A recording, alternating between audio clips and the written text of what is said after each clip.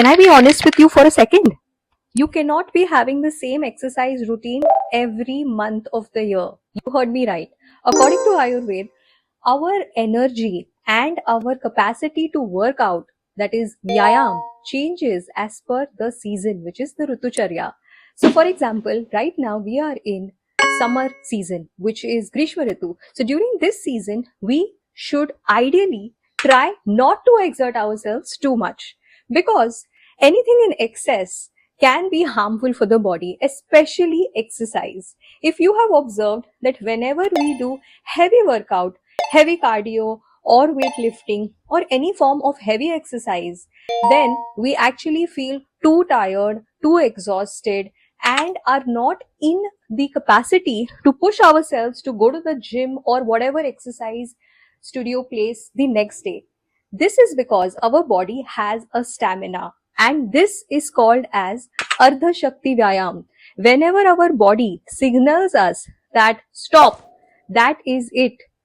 When we start to sweat and we feel quite tired, that is the point when our body realizes that the exercise or the workout for the day is enough. Usually, this is a point where you feel like you have exerted yourself enough and cannot go longer anymore.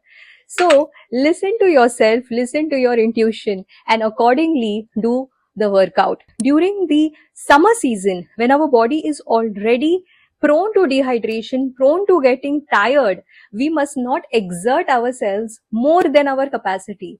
So, hence, the best form of exercises during this time are strengthening, relaxing, and rejuvenating. So, you can actually start off with swimming, Pilates, or even for that matter, yoga flows.